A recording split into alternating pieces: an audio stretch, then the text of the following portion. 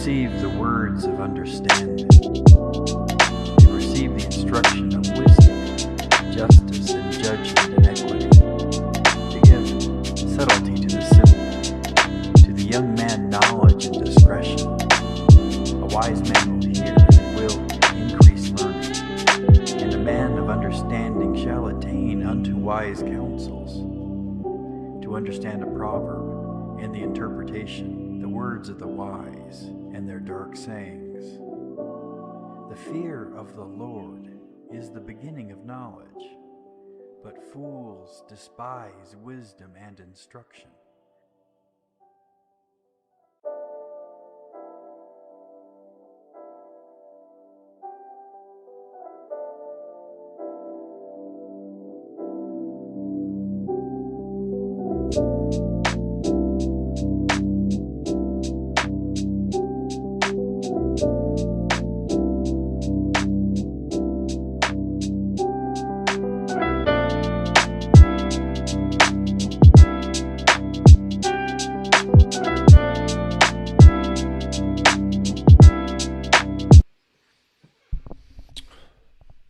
All right, welcome back, ladies and gentlemen. This is David Patrick Harry with Church of the Eternal Logos, and today I want to talk to you guys about inverted authority, the difference between greatness and power. And so today's stream is actually it was spawned by a little idea I heard from the great Dr. Jordan Peterson, right? And it led me down this whole rabbit hole of wanting to unpack this concept a little bit deeper. And that is, what is the difference between greatness and power?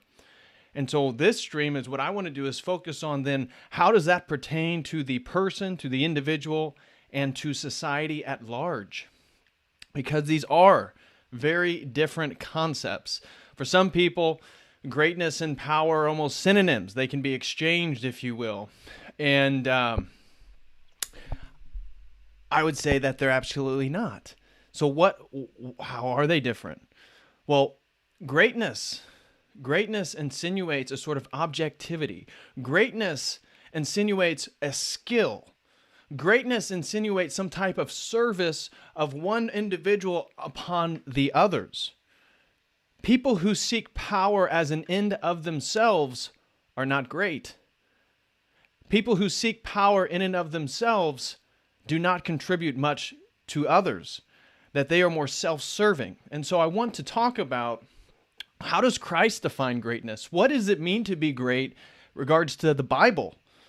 And the idea is that some people who are great actually serve. And Christ himself, as we will read to start today's discussion, says that that the Son of God, the Son of Man, came to serve, not to be served. Came to serve, not to be served. Interestingly, that perfectly places today's discussion, because people who seek power as an end are questing to be served. And in doing, they actually serve nobody. And so when we look at our society, we are ruled by the least competent people among us. The degradation of a meritocratic society is reflective of us as a society giving up a valorization for greatness. That greatness has been obfuscated and tied. We've done away with greatness in this pursuit, in this discussion of toxic masculinity. And the toxic masculinity, I would say, is actually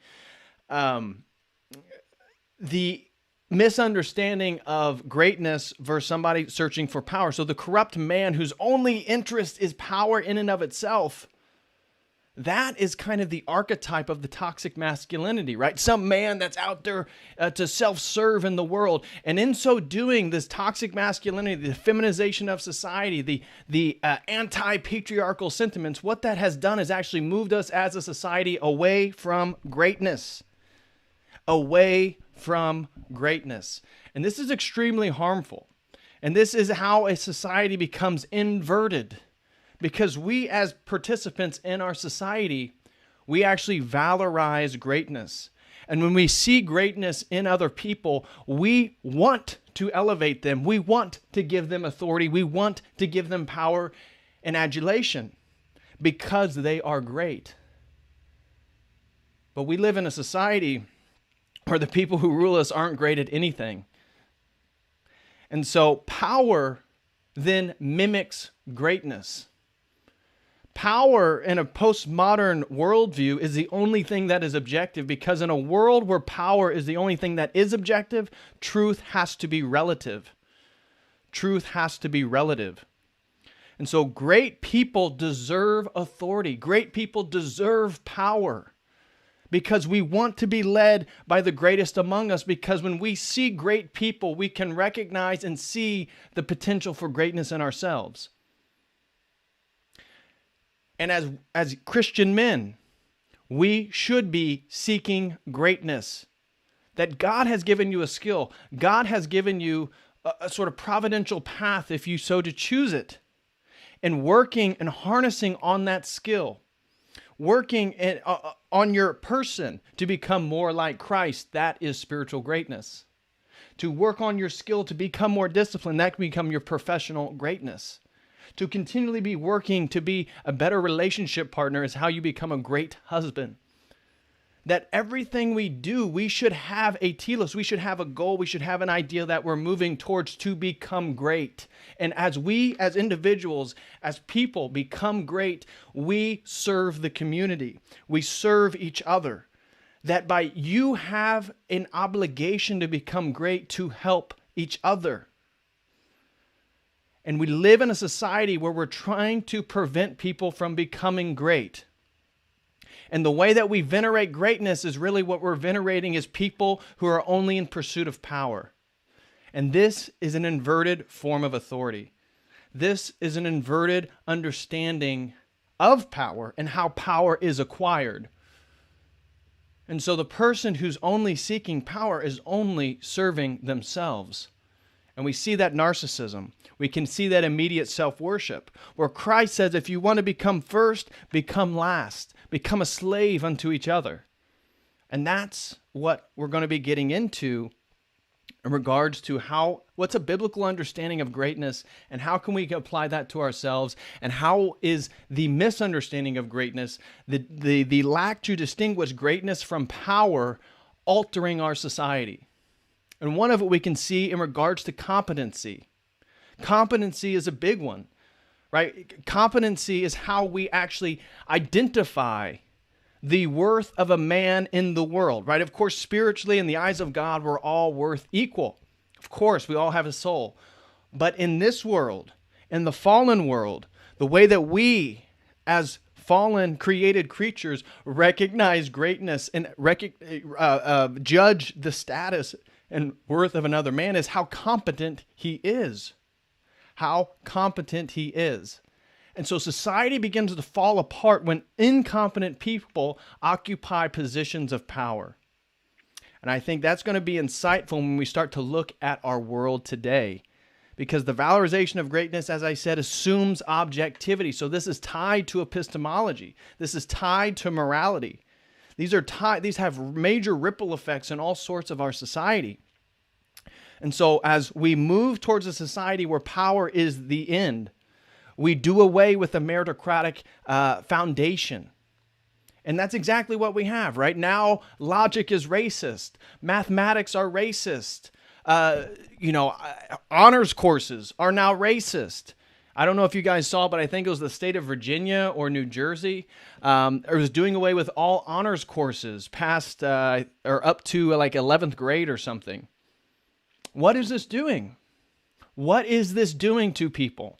This is another way in which we are taking the image of God away from people. And the prevention of greatness, the prevention of people working on themselves is a sort of prison. Freedom then is related to the ability to become great, to have the opportunity to be great at whatever it is that you want to do. And therefore, the kind of dichotomy that I want to highlight today is that great people are given authority willingly by the collective. The powerful people are corrupt and rule over the collective, and it's not given to them freely. And we can only point to last year's election to see exactly how that played out in regards to the least competent people among us absolutely ruling us. The most corrupt people among us are ruling us. They occupy the positions of power. And so we then are living in an inverted, authoritative societal structure. And that's what I'm going to get into today. We'll be talking about being led by greatness. Again, what does the Bible say? That we as people, we desire to be led by great people. And how do we understand that, and how does that play out? Also, a society that values greatness believes in objectivity. And we're going to talk about how that epistemological dimension in regards to greatness affects so many things in our society. And then we're going to be talking about how the great competent man versus the power hungry. What are some of the main differences? So these are what you can expect to get into today. All right. First, let's do some housekeeping now. Guys, I totally forgot to share the link. If you are going to super chat, please, if you decide you appreciate what we're doing or what I'm doing here on the YouTube channel, use this link right here, Streamlabs. Would greatly appreciate all donations going through the Streamlabs link. They don't take as much money, so I'd greatly appreciate that. Also, as you guys probably already notice, we got a new shirt here. This is official Church of the Eternal Logos Ortho merch. This is the white, this is the royal blue Ortho cross. This comes in both a black and a white shirt. And we also got the new Calvary cross. So this shirt right here, you can get this over at the website at davidpatrickcarey.com/shop. This is the Calvary cross. Again, you got the Church of the Eternal Logos logo right on the back. Very cool stuff. And just to give you another shirt that is now available also is the Got Church Logos shirt. So if this is something you'd be interested in, go over to the website and get one yourself. Got Church Logos. And of course, and it's also going to have this. And if you get the royal, it's the same thing. And I got the Church of the Eternal Logos right here on the back, but it's all royal blue. And this also comes in a black shirt if you're interested. So you can check that out as well. Just wanted to say that we got some merch in. Finally, I know that John Pro, I know he got a shirt. He got the red. So the Calvary cross, this one right here, actually also comes in. This actually also comes in a red print. So you can get this red or a white shirt with black. So up to you guys. And I didn't order, but I also got the Lord's Prayer in Arabic that is also available over at the website. So if those if those entice you, please go to the website and purchase one. I get a little cut. It comes from Printful, so that's another way that you could support the stream. Also, if anybody's interested in a one-on-one session, we've been having a great time with the one-on-one sessions. If there's any topic you guys would be interested in talking about, whether that be theology, philosophy, psychedelics, New Age, world religions, your own life, fitness, just want somebody to talk to in regards to deflect on certain topics that you just want some ideas on, guys, go to the website, go to davidpatrickcarey.com/shop, and the first item there should be a one-on-one session. Check that out. Would greatly appreciate it. I love meeting everybody. And again, everybody who signed up, we've had incredible conversations. So that's been a lot of fun. Also, I've been mentioning, hopefully this coming week, you guys can expect the first book club meeting. So I will again announce it probably on the next stream. Hopefully I have it up by then. But I'll have a reading, and I will set a date. And you go to the website and you purchase for $5 to join that book club meeting. And you will get access to the reading file, PDF file. And on that date, again, I haven't decided yet, we will all meet in a ginormous Zoom meeting and have a roundtable discussion on whatever it is that we read. So that's a great way to meet like-minded men and women who follow this content, who are serious learners, serious thinkers. Who knows, maybe they also live in your neighborhood. So that is a real opportunity to meet people, and I'm really excited. It seems like a lot of people are interested in the book club. So when that becomes available, make sure to check that out. And like I said, the one-on-ones are up and available. So hopefully, if you guys are interested, you can take advantage of that. Great. So now, first thing I want to say is, guys, please smash that like. If you are just joined, would greatly appreciate that. So today's topic, greatness and power. Well, it's important if we're going to be talking about greatness to figure out what does the Bible say about greatness. And so there's a couple places that we could have chose either Matthew 20 verses 20 through 28 or Mark chapter 10, 35 through 44. I'm actually going to go with Mark. We don't read enough out of Mark. So I'm going to go to Mark, and if you have your Orthodox Study Bible, this is going to be page 1346 with subchapter title, The Greatness in Serving. So interestingly, when Christ talks about glory and greatness, this is tied to serving the larger collective and the larger community. So reading Mark chapter 10, verse 35 through 45, it reads, Then James and John, the sons of Zebedee, came to him, saying, Teacher, we want you to do for us whatever we ask. And he said to them, quote, What do you want me to do for you? They said to him, quote, Grant us that we may sit on your right hand and on your left hand in your glory, unquote. But Jesus said to them, quote, You do not know what you ask. You are able to drink the cup that I drink and be baptized with the baptism that I am baptized.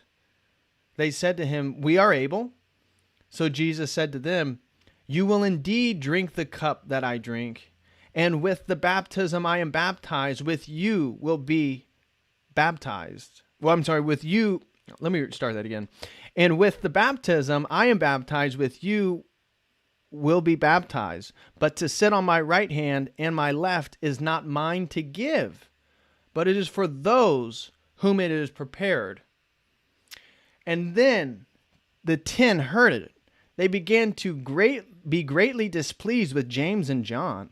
But Jesus called them to himself and said to them, quote, You know that those who are considered rulers over the Gentiles lord it over them, and their great ones exercise authority over them. Yet it shall not be so among you. But whoever desires to become great among you shall be your servant, and whoever of you desires to be first shall be a slave of all. For even the Son of Man did not come to be served, but to serve, and to give his life a ransom for many. And so right here, we get a quick understanding and insight into greatness. What is greatness? Well, one, Christ being the icon, Christ being our archetype of God as man, highlighting what man should do to, through theosis, become God, is the first one is the service, right? If you want to become first, become a slave of all. You shall be a servant. And in so doing, being a servant, that you, as he says, talking about the Son of Man, to give his life a ransom for many. So greatness and great men serve. Greatness and great men sacrifice themselves upon for the multitude. And there's a footnote here in regards, if we flip back to Matthew 20, I want to share with you guys.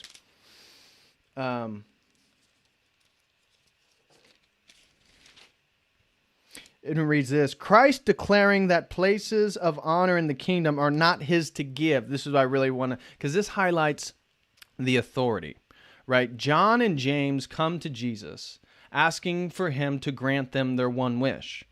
Jesus says, well, what is your wish? And they ask to sit on his right and his left, right? This is a display of power and glory, because Christ, the incarnation of God, sits at the right hand of the Father, correct? So this is a symbolic, but also a literal place of distinction. And the sons of Zebedee are asking Jesus, may I sit on your right and your left? May I occupy these places of glory? May I occupy these places of power and recognition? And Christ says, they're not mine to give. And as we'll read in this footnote, what he's saying is that they're not mine to give arbitrarily. You must earn those positions. That there is a level of competency, there's a level of meritocratic work that must be done for the Father, which is obviously the source of the will that all three persons share, that he desires for you to sit at my right and my left. So we see John and James coming to Jesus in the seeking of power, not greatness. That they want to be given the position of power. And Christ is highlighting that this isn't given arbitrarily, this is earned. That there is a meritocracy to this. Again, we have a whole theology, we have a whole world of saints. Saints, you and I, we can make it to the kingdom and not be saints. So there's distinctions, there's a gradient of righteousness. There's a gradient on the process of theosis, of how much of the energies one can actually embody. How synergized are you by God? Well, that's dependent upon each person. But greatness is earned. And so then he tells them, if you want to become great, listen here. You must serve each other. You must become a slave to all. And that by becoming last, you actually will become first. Again, the paradox that God himself with the most powerful and the most glory did not come to be served, but came to serve. God comes to serve. A man of greatness comes to serve. And so the footnote reads, Christ declaring that places of honor in the kingdom are not his to give does not mean that he lacks authority. Rather, it means that they are not his to give away arbitrarily. Instead, he will give them to those for whom God has prepared them. Note also that with this regard to sitting as equals on the right and left hand of Christ in his kingdom, St. John Chrysostom teaches that no one could possibly occupy such a position. With regard to the highest places of honor that can be given to man, the icons of the church universally depict the Virgin Mary and John the Baptist holding the places of sitting on the right and the left of Christ. And they earned it, right? They earned it. St. John the Baptist is sort of the first priest announcing the mission of Christ, announcing the divinity of Christ. He's the first one. He's the man in the wilderness. That so outside the context of the Pharisees and the Sadducees, he was the one to recognize God incarnate. And it was the woman who gave birth to God incarnate. They occupy those positions because they're worthy of them. So this gets into that we desire to be led by greatness. We are led by God. God is the greatest of all. Jesus Christ is our icon, our archetype for, again, who we are to become. That we desire as people lost in the fallen world are always looking for great people to rise among us and lead us. Because when somebody is great, we can see that sliver of divinity inside of them. We can see that sliver of divinity inside of them. And so think about our times within a tribal setting, previous historical scenarios where we need to eat. The tribe needs to eat. Who's going to go out? We need the greatest hunter among us. But the greatest hunter may not be the person who's best at actually getting an animal down on the ground and killing it. The greatest hunter would be somebody who kills the animal but provides for the collective. Because greatness necessitates a community to recognize it, right? Because again, greatness is dependent on servitude. So the hunter that goes out into the wilderness and he's a great hunter and he takes down the largest animal, but he's also extremely selfish and he hoards it and he makes sure nobody else can eat of that kill. Is he a great hunter? No. The group was not going to recognize him as exuding greatness. Because again, greatness necessitates the collective. So we want to be led by greatness. Think about a great general. We want the best general to lead us into battle. And the best general, having worked on his military skill, having been so discerning in the world, having much experience, right? He as an individual occupies greatness because of his great skill, his great ability. That is individual.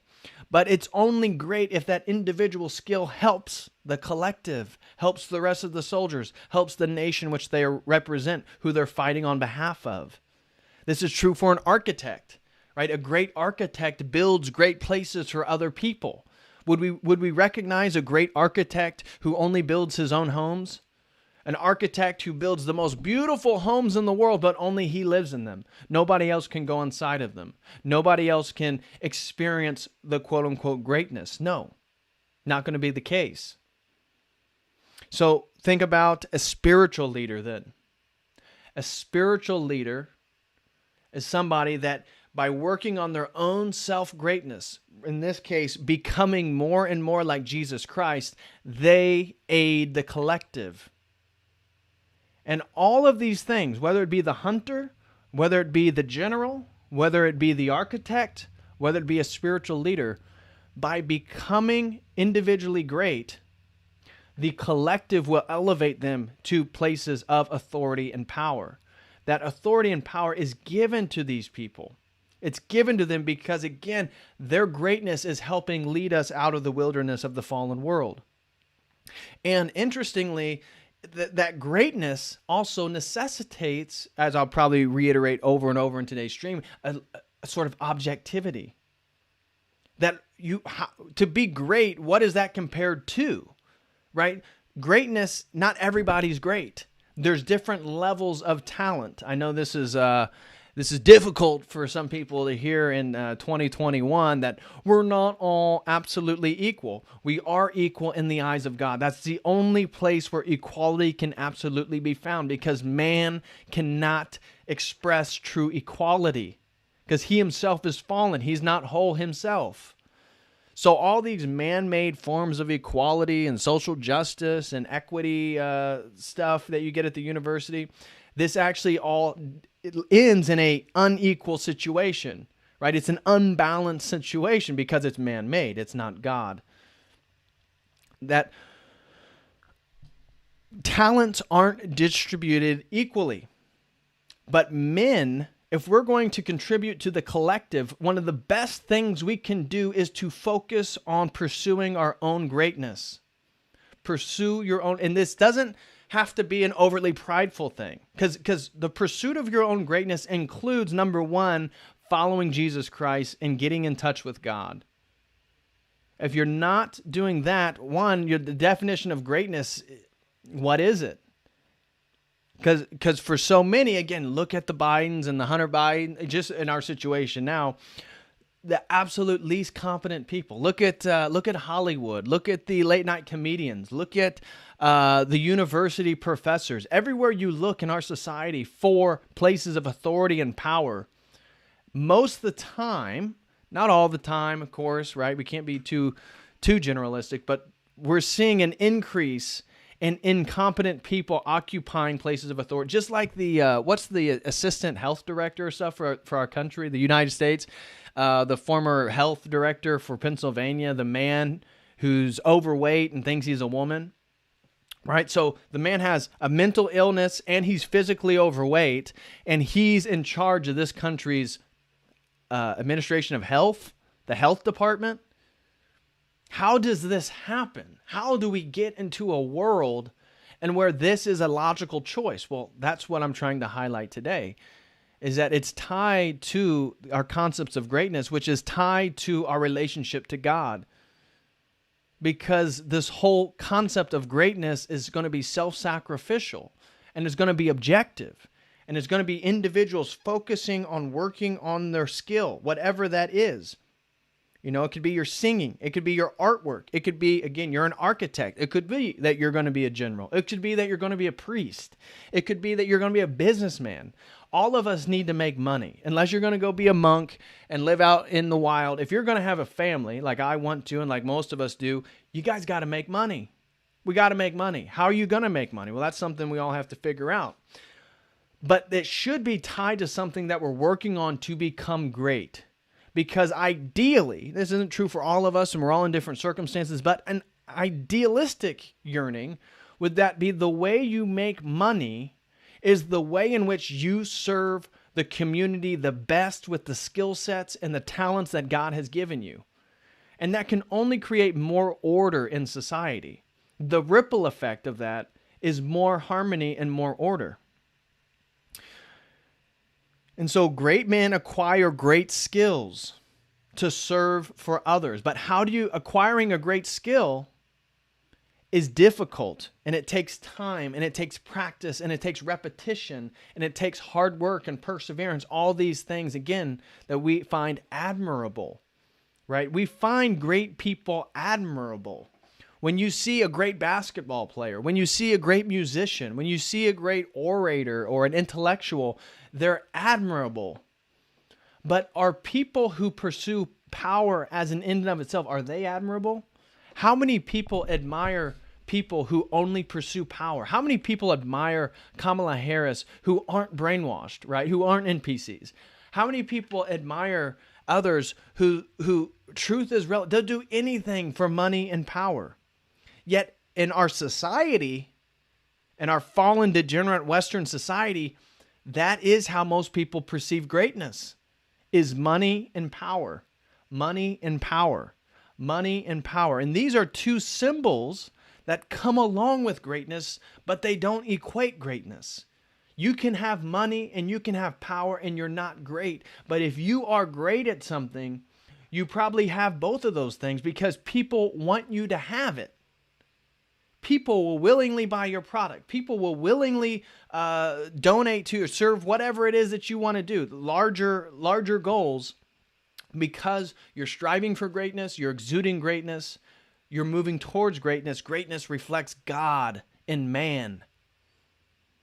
And that is different from man pursuing money and power. They're not the same thing. That's why power mimics greatness.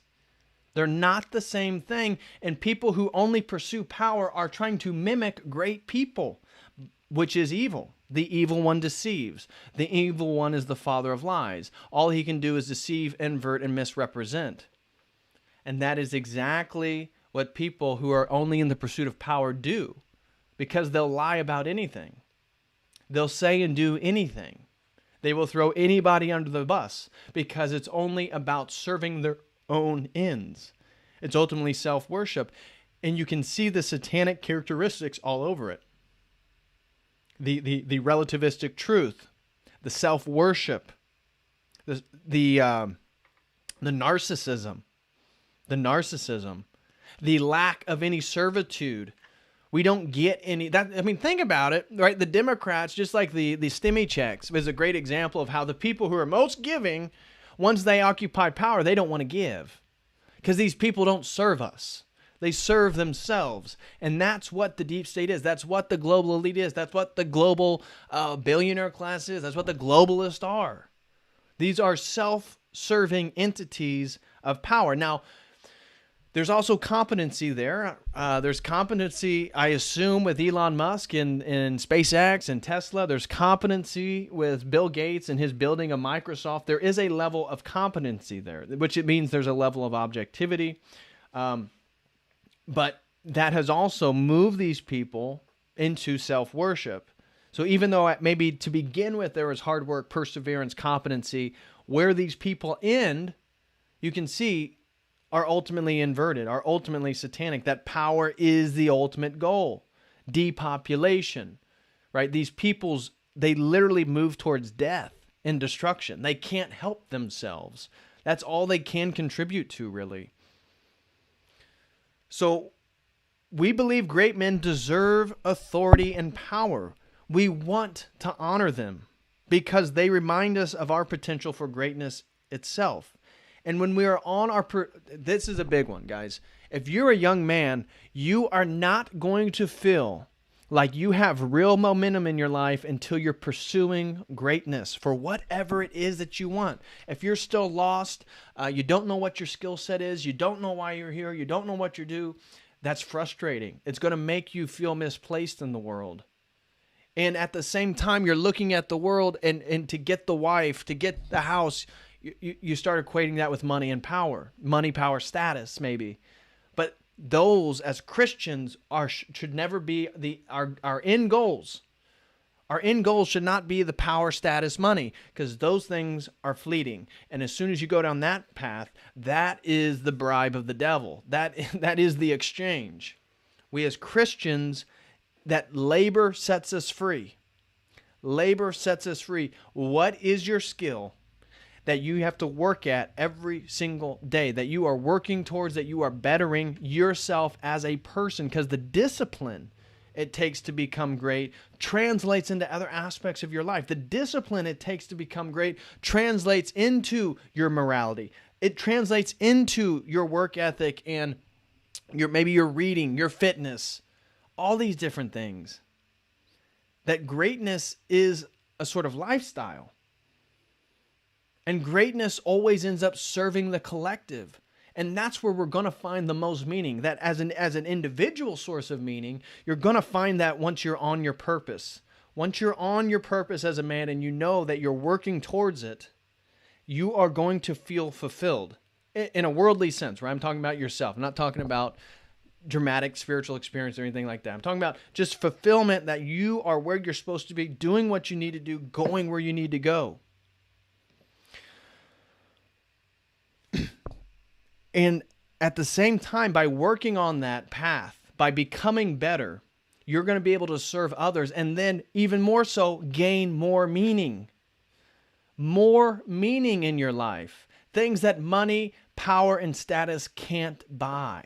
You'll be able to sleep like a baby at night because you work hard and you serve others. You provide a real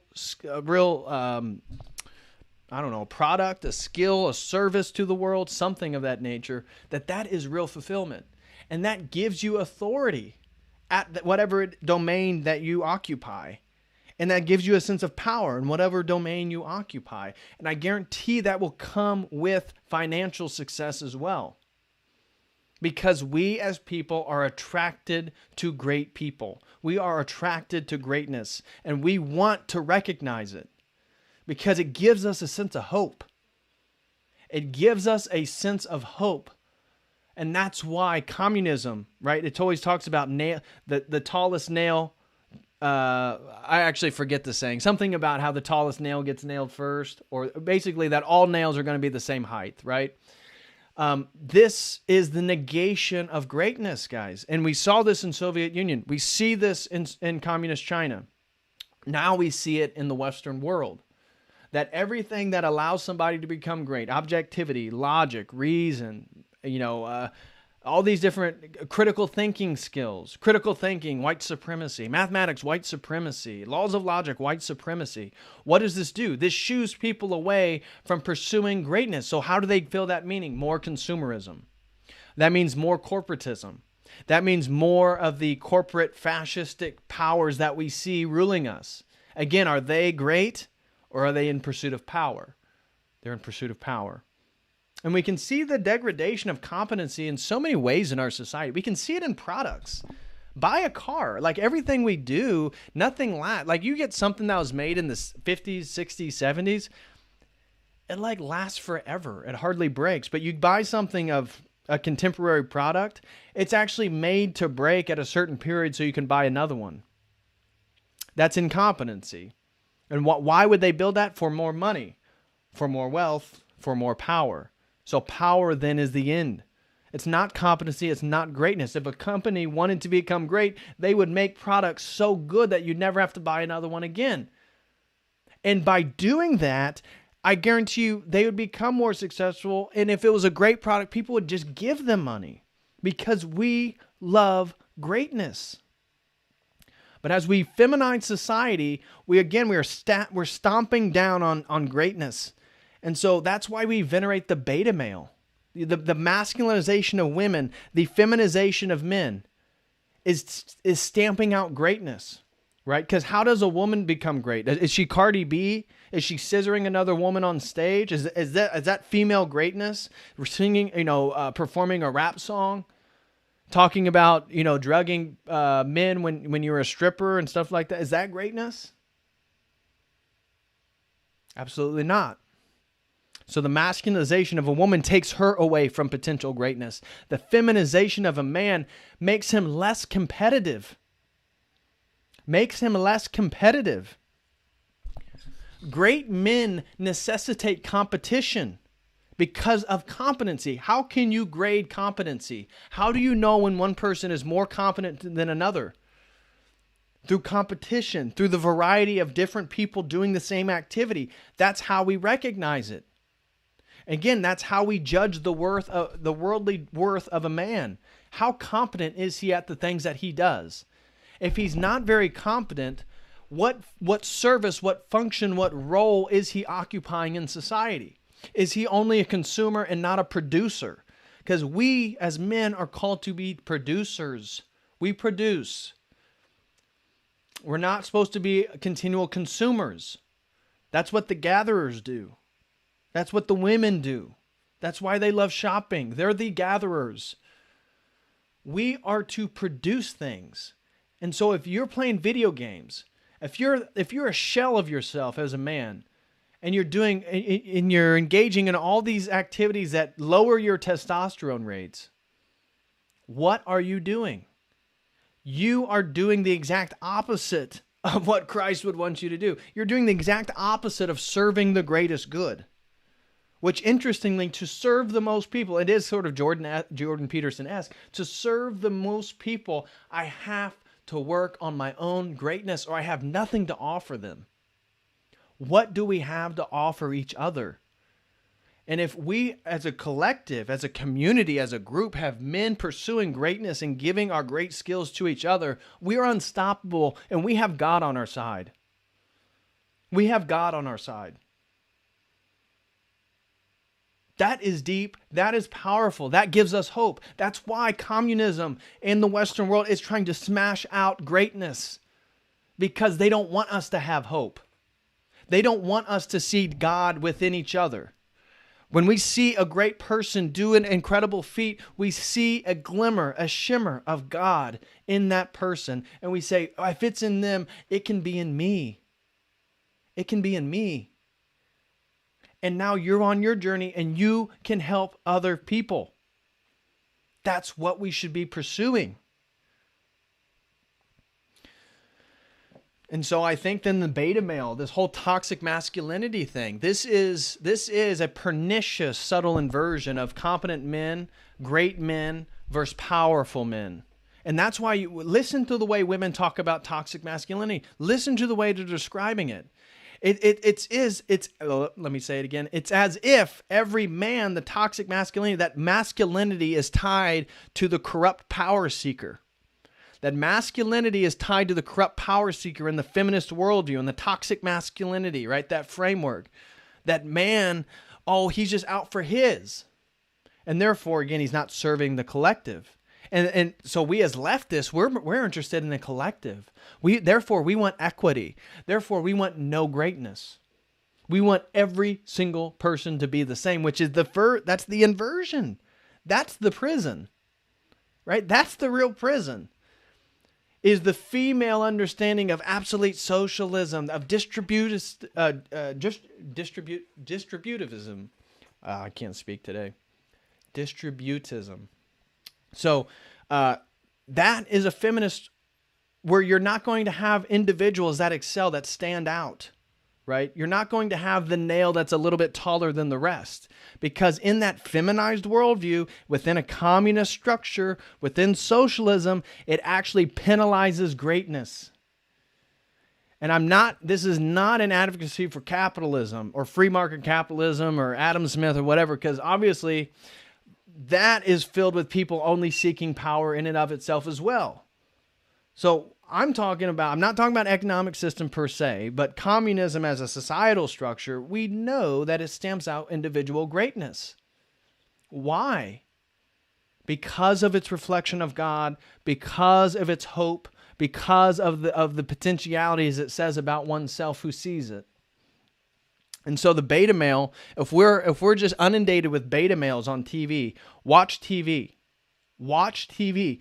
Tell me how many masculine, assertive, confident, good-looking men you see on TV that are great fathers, that are producers, that are productive, that are articulate. You're not going to see them. You're not going to see them. You're going to see the beer belly, or you're going to see the beta male. Or if they do show you, some great specimen, it's probably going to be some type of interracial relationship, just generally speaking.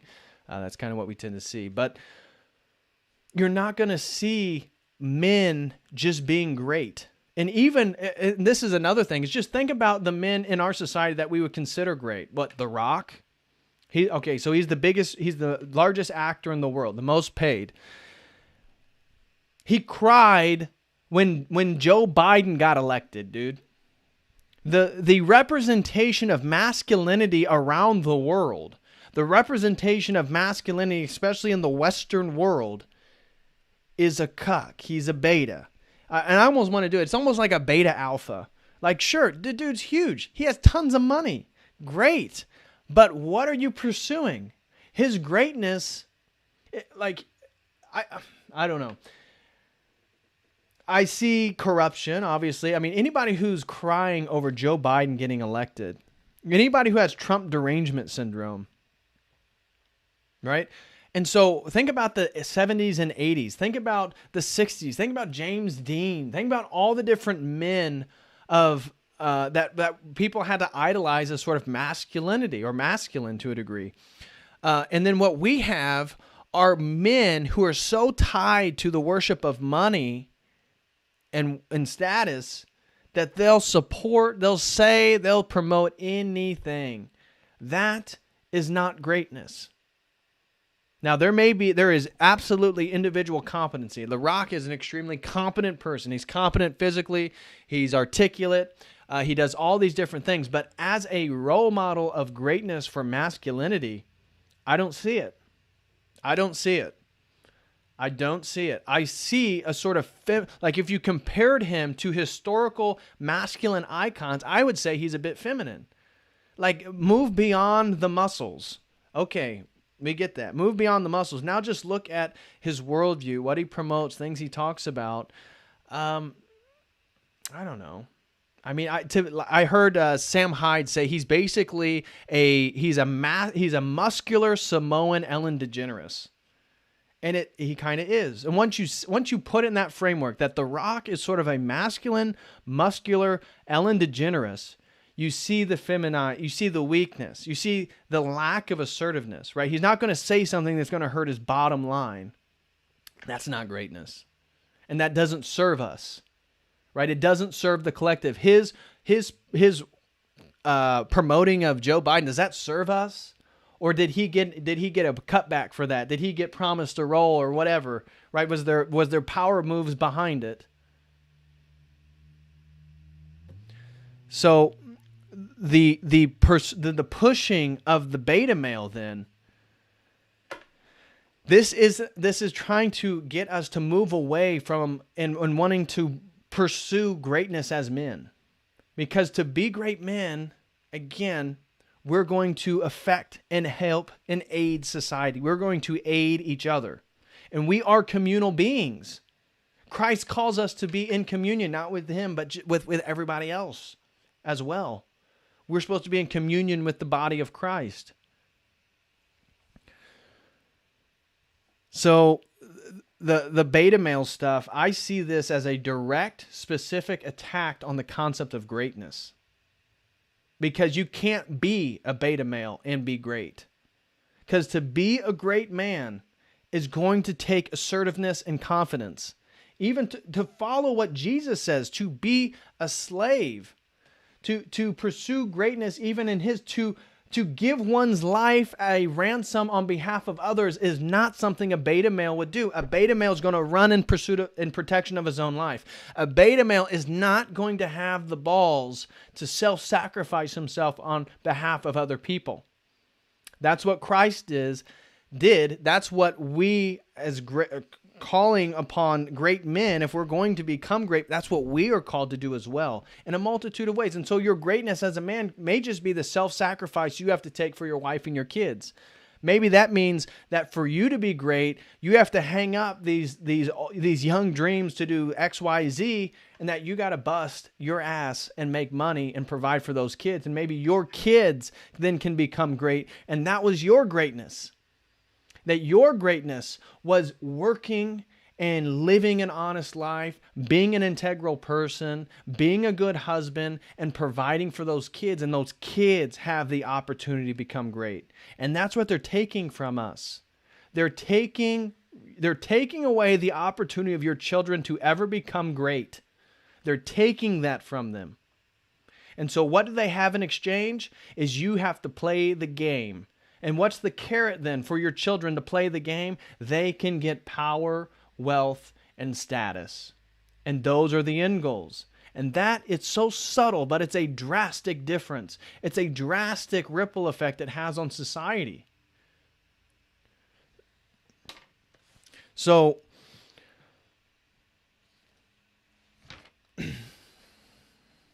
a society that values greatness believes in objectivity. And this gets back to the societal meritocracy. That in a functioning society, the competent, the great people occupy places of power because we want them to be there. And if our institutions are functioning accordingly, great people should be able to elevate through those institutions. And inside those institutions, they will occupy the greatest responsibility of power because they're great people. What do we have in our world? We don't have that.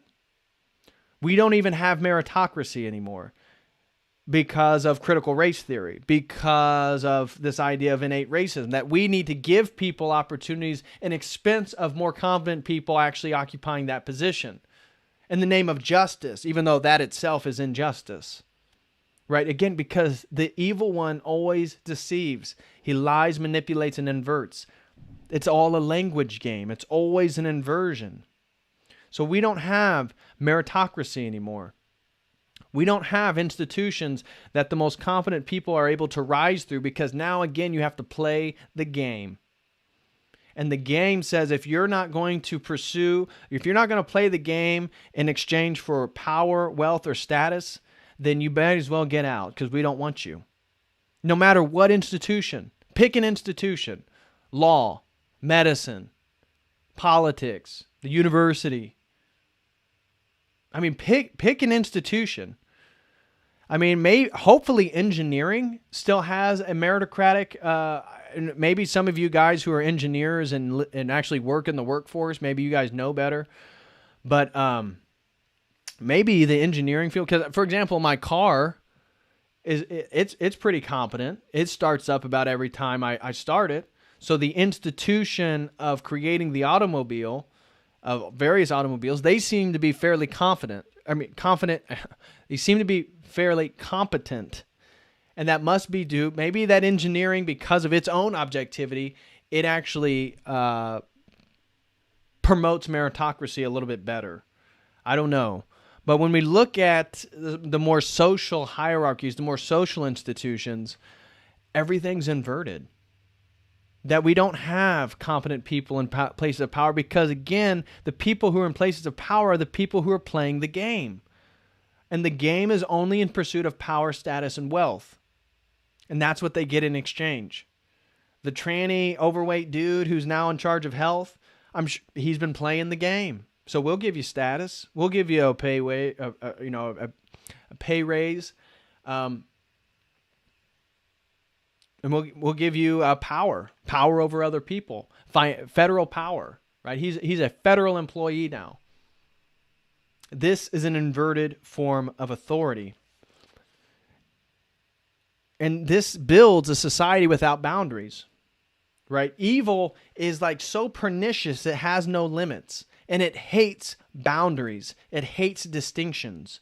Greatness and competency imply distinctions, imply boundaries. And so as evil, as people just pursuing power, wealth, and status move through the hierarchy, as the hierarchies themselves invert and self-select for those people, we get a society that more and more and more loses boundaries.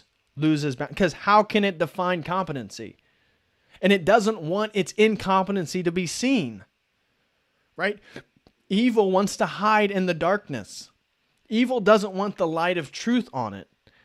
And so if you have the light of competency of whatever domain we're talking about, and you shine that light of competency on incompetent behavior, evil hates that. So its best bet is not to change itself. It's to make sure that light of competency is slowly dimmed out. So people don't even remember what competency is. People don't even remember the point. People are no longer in pursuit of their own competency because it's always giving responsibility to somebody else. Giving responsibility to somebody else. And so competency is, we recognize that in specific domains where people take full responsibility for themselves. Okay, I'm an engineer. I'm very competent. I take full responsibility for what I just created. But we don't do that as a society. We're trying to take responsibility away from people because it takes their freedom away, and it makes them more and more incompetent. How many people can go survive in the wilderness? Now, I know maybe I'm probably one that can't, but I'm saying there's a level of competency there. I bet most of us men would actually figure it out. It's the women who would have real trouble. But the incompetency breeds a society that has no boundaries and distinctions, because that's how incompetency can mask itself in a society. And that's what evil is always trying to do. Evil is always trying to mask itself. So that brings a little bit of insight when you look at the U.S. government right now, where every single position seems to be filled by incompetent people because all that darkness covers up each other. So all that can work in the realm of darkness, in the realm of incompetency, right? In opposition to God, because there's not a whole lot of God there. And in fact, that's why the worldview rejects God and makes the state God, right? So as we see the negation of greatness, as we see societies move away from competency and meritocracy, we see societies move towards a lack of boundaries. We see societies move towards incompetent people occupying the most precious and powerful roles in our society. And it breeds more and more and more and more of it. And that's what, think about the mass stuff. Think about the incompetency of people to do their own research.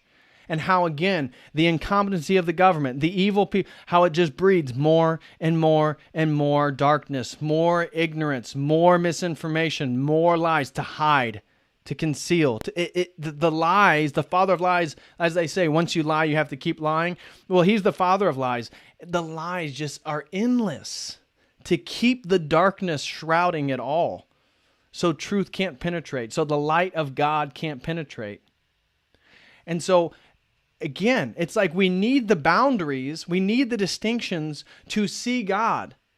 To see God, the transcendent God necessitates boundaries and distinctions in this world. And as soon as we move towards more incompetent societies, as we're in, less meritocratic societies, the boundaries dissolve, God becomes invisible. I mean, he is invisible, but I mean that he's forgotten, is rather I should say, right? And that's why God is the state. God is the state, because what is the authority? What is the authority? Well, the people who are only in pursuit of power are refusing to even recognize God in the first place. That's why they're so fundamentally against objective morality and objective truth. And so they're already against God. So, of course, what do they want to do? Worship themselves, worship the state, worship that collective shrouded in darkness as God, as the ultimate source of power and authority.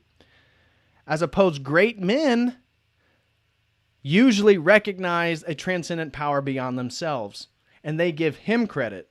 Great men give God the credit, the transcendent the credit. And that all, interestingly, it's very interesting how it ties the boundaries and objectivity and distinctions and stuff like that. Okay, so the last little section I wanted to talk about is great competent man versus the power hungry. And that a competent man, a great man, is always focusing on improving himself as a person.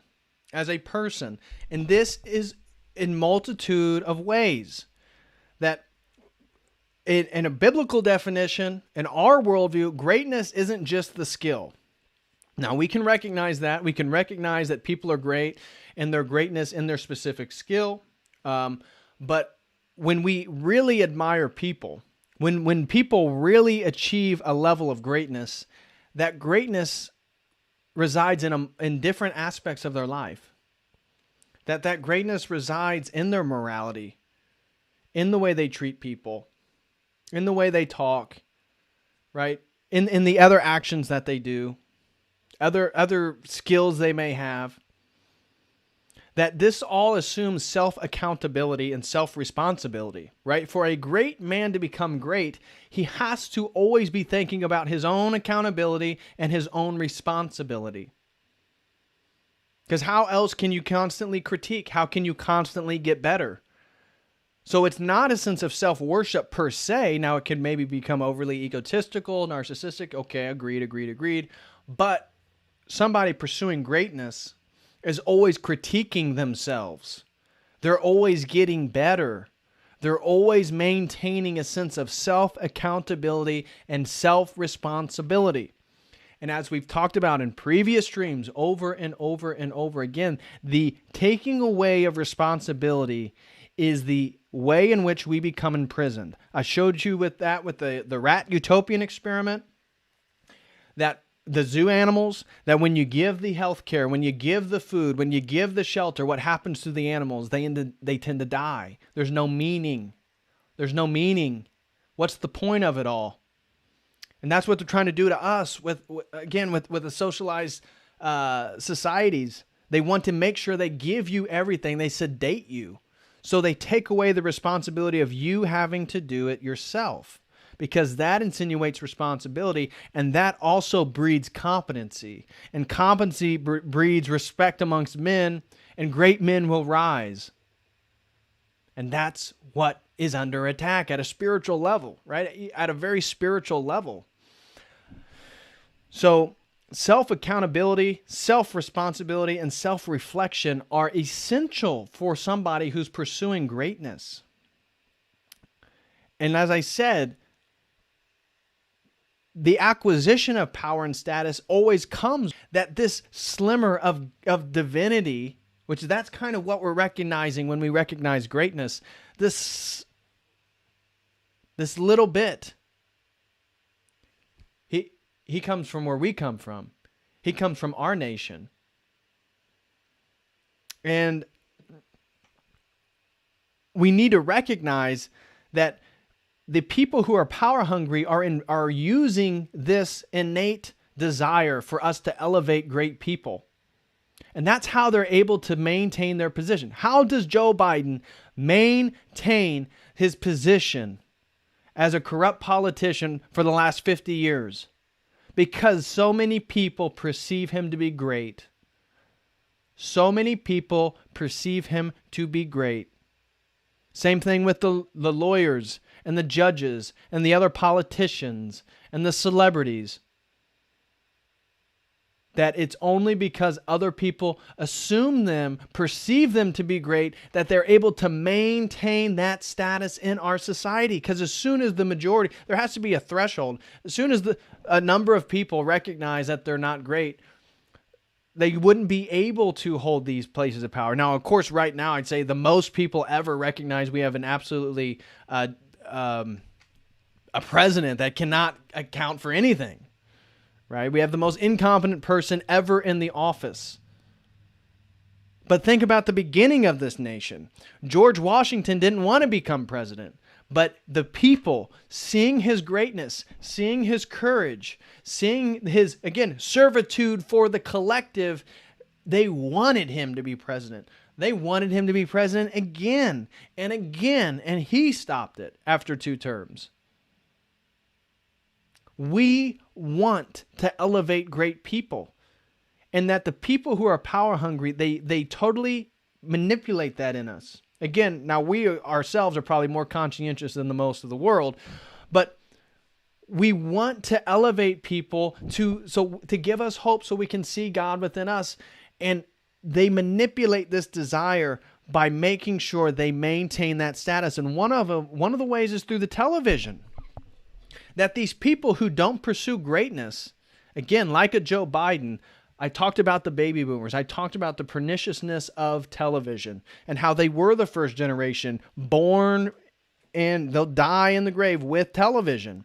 And that this has altered their relationship to institutional authority because they believe, and they've been conditioned and programmed since they were kids to believe that the television will give them truthful information. That somehow the television is actually reflecting reality. And so when they see Joe Biden and all these different people on television, I'd say deep down, they think of them as great. There's an association of greatness. And this was actually another stream I was thinking about, on totally unrelated, but I was thinking about Donald Trump. And how Donald Trump, why was he so immediately sought after or popular amongst the boomers? Because he had that whole life on television.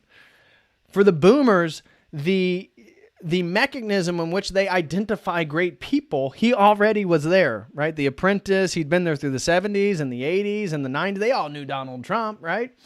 So I was thinking about this whole thing on how the boomers and their perception of the world and greatness through the television is totally misrepresented, again, a great man, what a great man is, and allowed us to be in the society that we're in because nobody's using objective metrics.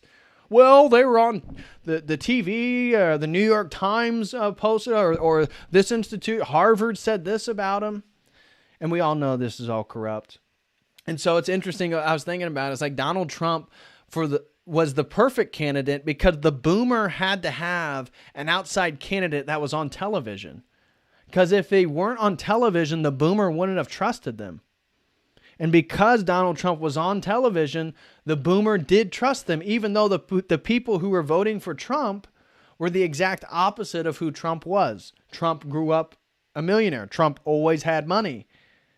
And yet the boomers who were absolutely for him and voting for him, they didn't have any of this. What is the immediate connection?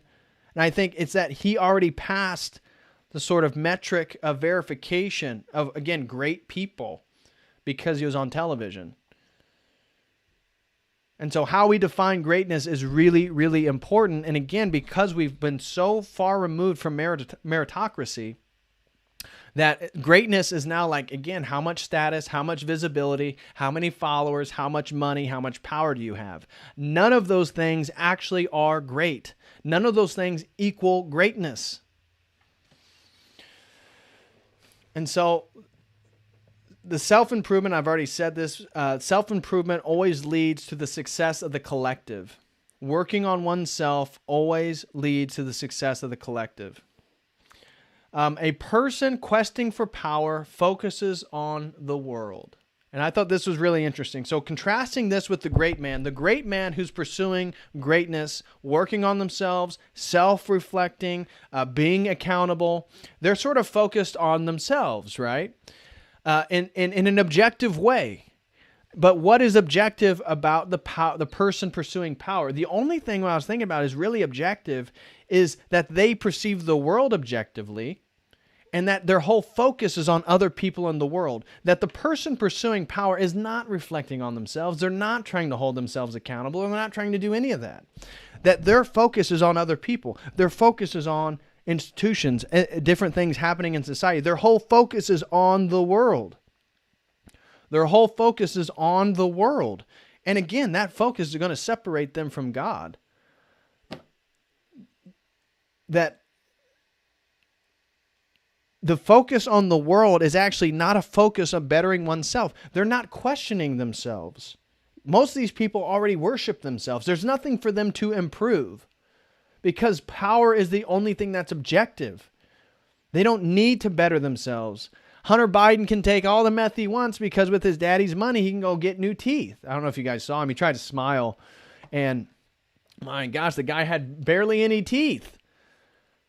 And it just, again, we should almost have sympathy for him because he is bred inside a world of incompetency and absolute power seeking, right? And that's all these people can offer is how well they're able to pursue power, which offers us nothing because once they get the power, again, they worship themselves. It's always going to be self-serving.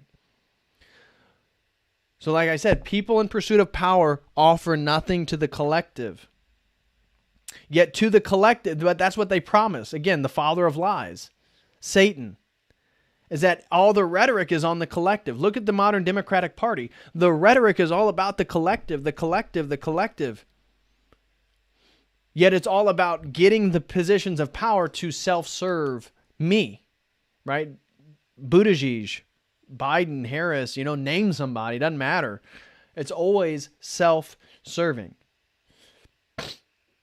So when power becomes the only thing that is objective, truth becomes relative. And this was known by Michel Foucault. So those of you familiar with Michel Foucault and the French intellectuals of the 1960s, he was all about this idea that truth is relative. He called it power knowledge. That whoever controls knowledge controls power because knowledge itself is kind of relative. That's what he would argue. And therefore, by changing knowledge, we can change who's actually in power. And so for Michel Foucault, who was a pedophile and a homosexual and died in from having sex in bathhouses in the Bay Area, he believed the only thing that is absolutely objective is power. And that is what we should pursue. And if we want to change society, that is what we should pursue. And that's exactly what these people do. That is what they pursue. It's all about power. And so when power becomes objective, truth becomes relative. Because when truth is objective, power has to take a seat behind truth. Like meritocracy, like competency. These things have to be privileged over power. That way power is given to the right people.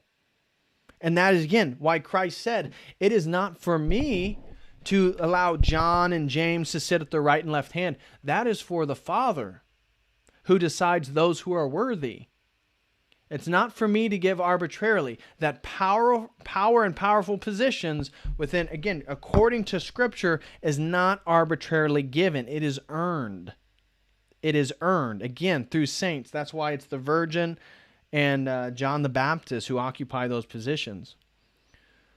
And this is why this inability to actually help the collective, this is why we don't admire people who only pursue power.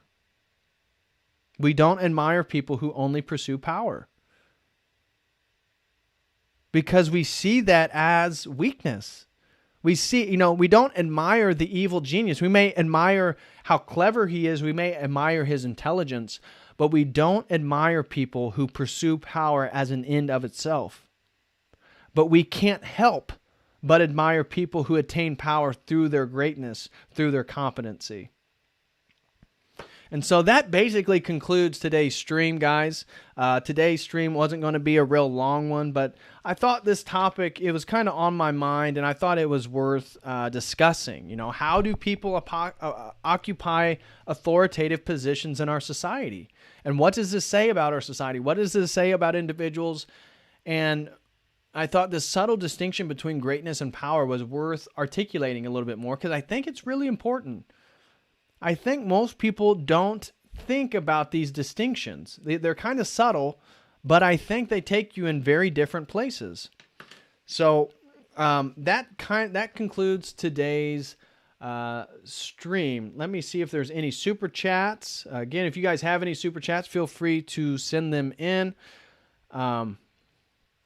Yes, we have, looks like Stevie threw in $5. He said, because you told us to. Well, Stevie, thank you so much, brother. Yeah, if you would be so kind, feel free to, if anybody out there would also like to contribute, feel free to send in some more. So he said, because you told us to. Thank you very much, Stevie. John Pro, shout out to John Pro and John Pro Art over on Instagram. Guys, go subscribe and follow his work. He's a great Orthodox brother and iconographer. John Pro threw in $10. Thank you very, very much, brother. And he said, lies about white folks being supremacists for accelerating means no greatness allowed. Affirmative action in the black community means no greatness either. Paternalism towards an entire tribe means arrested development. Oh my gosh, this is great. Lies about white folks being supremacists for excelling means no greatness allowed. Ooh, hoo, hoo, hoo. Okay, so let's unpack that first one. Yeah. So the perceived excelling of white people, what does that come from?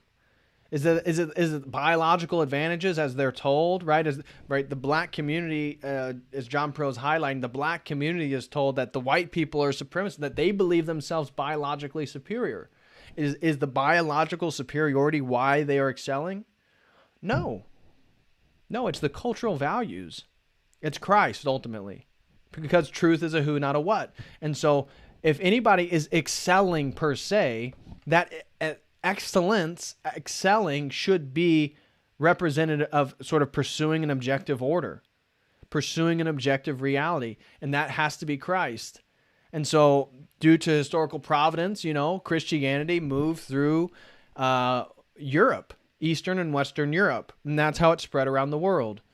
And so, as I've said before, I think the whole anti-white, anti-male sentiments is tied to really the anti-Christianity of the world. It's trying to do away with Christianity. And the white rhetoric is just a disguise to cover up the epicenter of its historical development. That's the whole point. And so I love this. The lies about white folks being supremacists for excelling means no greatness allowed. Yes, because they're trying to say that the ways in which these people excelled, you can't have. And you don't want them. And you don't want those ways because they're racist, right? That's what white people do.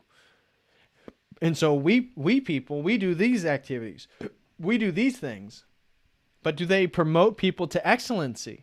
Or do they promote people to degeneracy? Do they promote people to be limited? And I would say majority of the time that's exactly the case, because it's the same spiritual battle over and over and over. And so that's so insightful. The lies about white folks being supremacists for excelling means greatness is not allowed. And affirmative action in the black community means no greatness either. Yes. Why? Because it devoids them of having to compete.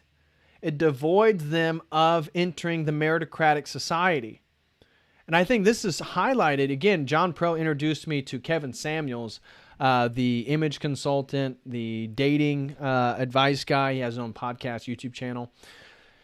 And he excelled in corporate America. And he talked about how he was among very, very few black men. But why did he excel? Because he was competent. And it wasn't from affirmative action, as he would articulate his own journey. So Kevin Samuels then is dropping all this truth for the black community about relationships, about women, and all this different stuff. And he's very red-pilled, per se. And you can't help but think that's because he became a success through hard work and competency and meritocracy. And that if he became a success through affirmative action, he would be promoting the same worldview of the women who go to listen to him talk, that he's trying to shake them out of. Because that is the affirmative worldview. That is the state, God, giving you what you want, putting you in position as long as you play the game. And the game is the pursuit of power, status, and wealth. As long as that's all you're pursuing, you can join our team. But if you're pursuing truth and honor and personal greatness, personal excellency, trying to follow God, we're going to have to reject that. Because again, that does not coincide with really what they're offering. So paternalism towards the entire tribe means arrested development. Oh my gosh, it absolutely does. It absolutely does. And so the community just doesn't grow. They don't mature. It's so sad. It's so sad. Great comment, John Pro. Greatly appreciate that, brother. Wow. Okay, well, it looks like, guys, I don't see too many. I don't see too many. Sitting Bull says biological differences do exist, though, and many cultures are Christian but do not excel. There are biological differences, but there are also many societies that aren't white and are Christian and do excel. So as long as we're honest, Sitting Bull, we can say yes and yes to yet the other side as well. If you're trying to say a definitive point that only European-based Christians have excelled, I'd have to figure out what metric you're using. I mean, if you're talking about history, that's because Christianity's only spread around the other parts of the world relatively recently. But yeah, the whole biological determinism thing, I think, is redundant. We can all talk about the bell curve and biological differences. Yeah, of course. This stuff isn't new. But we as Christians also can't base if we have any worldview of supremacy, that's not Christian. Sorry, it's not. So the success of European peoples is certainly more due to their historicity with Christ and the Christian tradition than it has to do with their biology. Okay, yeah. Sitting Bull was saying yes, not an either or was my point. Yes, agreed. So we're on the same page, Sitting Bull. I agree with you that it's both. So we can agree there. You have to contend with biology, though. 6,000 years of DNA. Guys.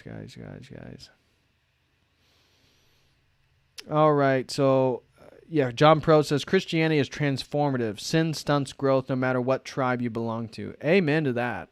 And that is absolutely the case. No matter what tribe you belong to, sin stunts your growth. And it has to be, too, like what metric you're using to judge by. I mean, well, there's so many different ways you could judge tribes, groups, races of people, all this different stuff. So it depends on, how exactly you're going about judging them. But we can all agree that there's racial and biological differences among groups. So certainly agree there. But ultimate success has to be with God. So that has to trump any sort of biological determinism. And Christ and Christianity has to be the foundation for success. Or because, again, how do we even determine what success is without Christianity? So, again, we're assuming the thing to criticize the other people, and all those other groups aren't going to have Christianity as long. I mean, I guess we can point to the Middle East and Syria and places like that, but difficult historical context for sure. But I think most of us agree that it's both. It's both. But I think that's about it. I'm not seeing any super chats. I'm not seeing any comments towards me. So, guys, I'm going to hop off here. Thank you so much for being here. Guys, if you're interested in a one-on-one session to talk about any topic you're interested, theology, philosophy, please feel free to sign up. Here is the super chat. Okay, so let me grab that. Here is the one-on-one session counseling if you guys would be interested. Again, we have tons and tons of fun. If you guys are interested in a session like that, we can talk about whatever you'd be interested in. What you would do is you would go ahead and purchase the one-on-one session, and I will contact you. I'll email you. I'll ask what days work best for you. I'm trying to do them on Tuesdays and Thursdays so I can stream on Monday, Wednesday, Friday. And then I'll figure out what topics are you most interested in so we can kind of prepare to have a discussion. So if that's something you'd be interested in, be great to have a conversation with you. Carbonated Mayonnaise says, any news on your having to mask up in church? Yeah, so now they actually have to have their temperature checks to enter the sanctuary. So now not only do you have to have a mask, but you have to get your temperature taken. So for me, this hasn't been a very pleasant Pascha. I hope all of you are having a wonderful, wonderful Holy Week, and you guys are enjoying it. So I'm going to keep my comments and thoughts to myself. So I hope everybody's having a wonderful time. But this one's been a little bit more difficult for me. Not what I was expecting the Holy Week to be like for myself. So Yosarian said, what's your opinion about the Japanese opinion on Christianity? From their anime, I can surmise they enjoy the aesthetics and the myths, but I don't know how much of that is a fad. Well, I mean, the Japan is a bit of an interesting little, petri dish. Historically speaking, they weren't too fond of Christianity and much more in favor of Shintoism and preserving their identity, which you can recognize. But I think Japan's just much more interested in the Western world per se. Out of the East Asians, Japan and Koreans are way more interested in the West than I would say China. Although they're all interested, right? But China loves the NBA and they love Hollywood. But Japan, I think, probably just I don't see them ever becoming Christian in large numbers. Really, there's too much of a language, cultural, and historical barrier. So I see Shintoism gives them a sort of Japanese identity, different forms of Buddhism.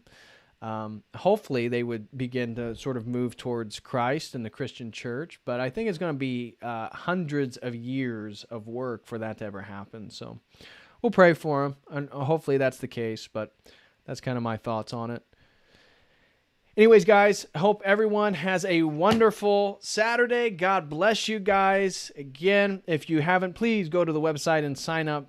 I would greatly, greatly appreciate it if you're interested in exclusive content. Make sure to, we got new merch if you're interested. If you're interested in the Calvary Cross, check that out. The Calvary Cross t-shirt. We got that in. Got church shirt.